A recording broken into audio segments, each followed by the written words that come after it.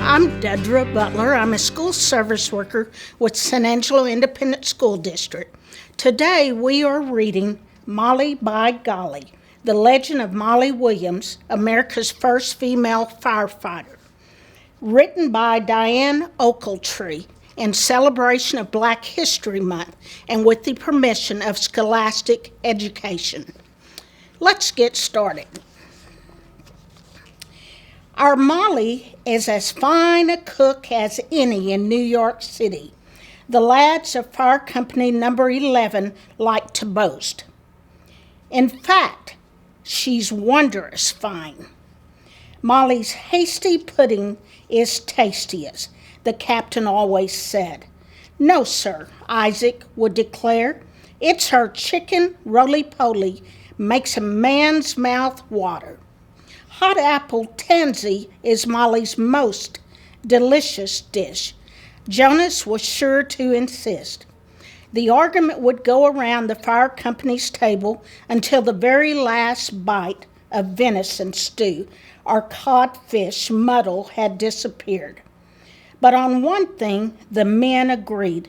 Molly by Golly put hands and heart to every task, in or out of the kitchen.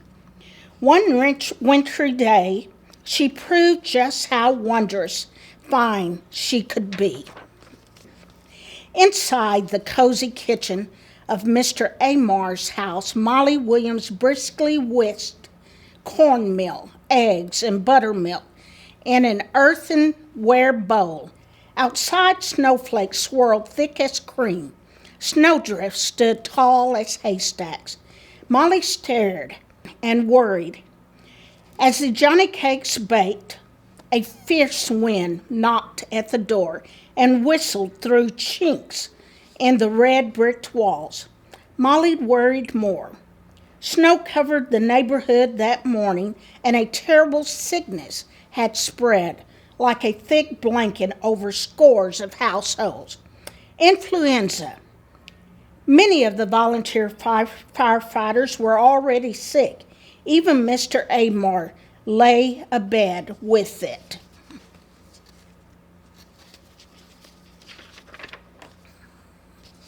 Molly scratched the upturned chin of Eliza, one of her many household cats, and wondered aloud. If a blaze sparks in a blizzard such as this, what will our poor fire lads do? Molly recognized a sound growing louder above the whine of the snowstorm. Had her worry about the fire come true? Church bells clang, clang, clanged. They sang out a fire alarm. The number of times they chimed told Molly just where the trouble was. Something's afire, Eliza, and it's nearby, she exclaimed. Molly wrapped a heavy woolen shawl around her shoulders and dashed out to spread the news.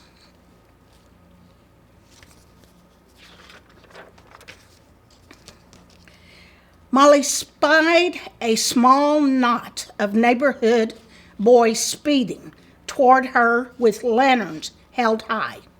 Runners, Molly by Golly, led them through snow-filled alleyways and icy cobblestone streets. The runners rattled clackers and rang muffin bells. Fire, they all cried. Come out, come out.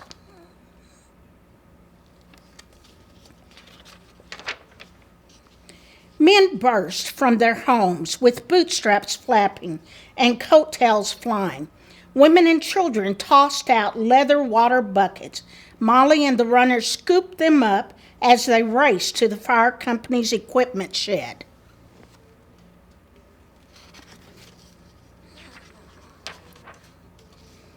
Volunteers busily loaded axes, pulled down hooks and coils of rope into the fire wagon. Molly took a quick count. She'd never seen so few men answer a call. The captain lifted the buckets from her aching arms. Molly by Golly, he said, you're always ready to lend a hand. These hands can do much more than bake Johnny cakes. she thought. She clapped a weathered leather helmet on her head, strapped spattered ashes over her woolen leggings, and pulled on heavy work gloves. "Wait for me," she cried.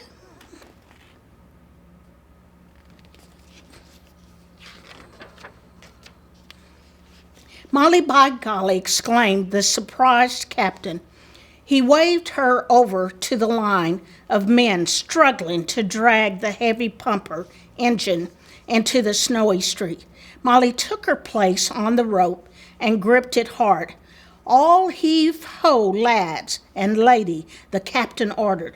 "Get this pumper on its way. 1, 2, 3, pull," they chanted. Molly and the men rolled the pumper engine straight away into the street.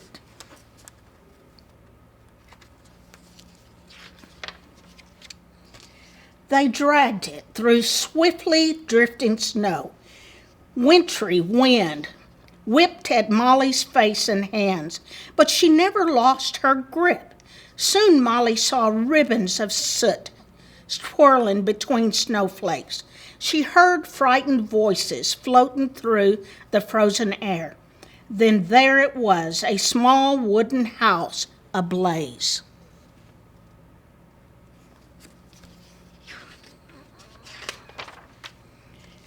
"Step lively now," cried the captain through his tin speaker's trumpet. "Fire wagon and pumper to the side yard. Volunteers in buckets to the river."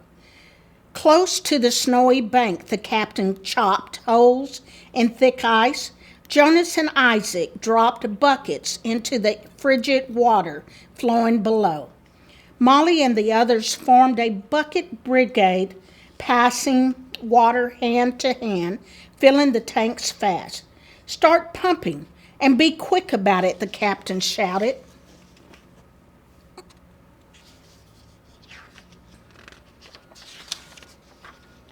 Molly jumped to join the men at the pumper's engine's side. They cranked the heavy, long pump handles until water gushed in a steady stream from the fire hose.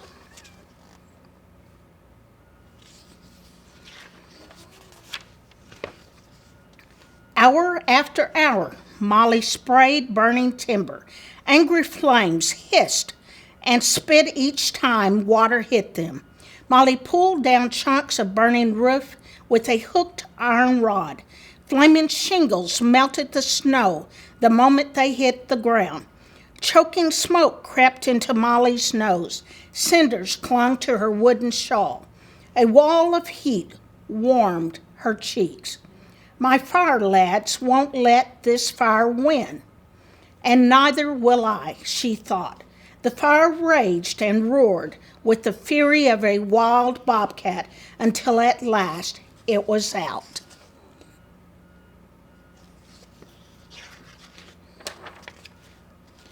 The Van Horn family shivered in their snowy yard, a haze of smoke surrounding them. They were thankful to be alive. Glad the fire had not spread throughout the neighborhood. Bone-tired, Molly took her place on the drag rope to pull the pumper back to the shed. Jonas, Isaac, and the other volunteers rushed to her side, broad smiles on their soot-covered faces. "Hooray for our new company volunteer," they cheered. "Molly, by golly, you're as fine a fire lad as any," added the captain. "In fact, you're wondrous fine."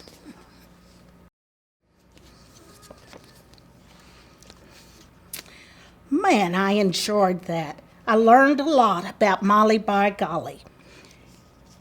Keep reading, San Angelo. Keep reading.